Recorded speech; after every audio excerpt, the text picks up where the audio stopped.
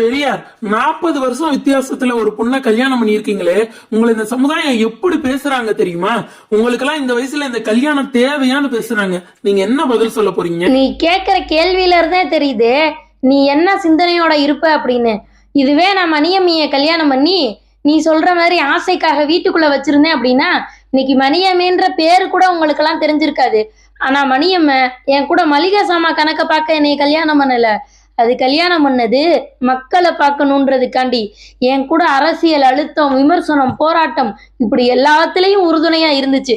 அதனாலதான் இன்னைக்கு மணியம்மன்ற பேரை இந்த சமுதாயத்துக்கு தெரிஞ்சு. இப்ப மணியம்மையும் உங்க மனைவின்னு இந்த சமுதாயமே பேசுதே, அதுக்கு என்ன பதில் சொல்ல போறீங்க? மணியம்மை என்னோட மனைவி கிடையாது. மணியம்மை இந்த இயக்கத்தினுடைய சக்தி.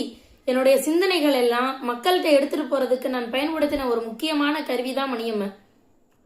மணியம்மைய பத்தி இந்த காலத்து பொம்பளை பிள்ளைகளுக்கு புரிஞ்சுக்கிற மாதிரி சொல்லணும் அப்படின்னா என்ன சொல்லுவீங்க?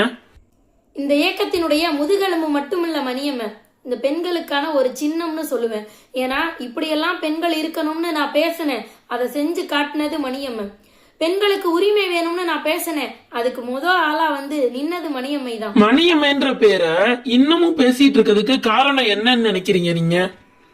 இன்னைக்கும் மணியம்மைன்ற பேர் உங்களுக்கு தெரிஞ்சிருக்கு அப்படின்னா அது என்னோட மனைவின்றனால இல்ல, மணியம்மை பண்ண போராட்டத்தினாலையும் அவங்களுடைய சிந்தனை என்னோட சிந்தனையோட ஒத்து போனதுனாலையும் என்னோட சிந்தனை இந்த சமுதாயத்துல கொண்டு போய் சேர்க்கணும்னு பாடுபட்டதுக்காகவும் தான் மணியம்மை பேரு இதுவரைக்கும் நிலைச்சிருக்கு.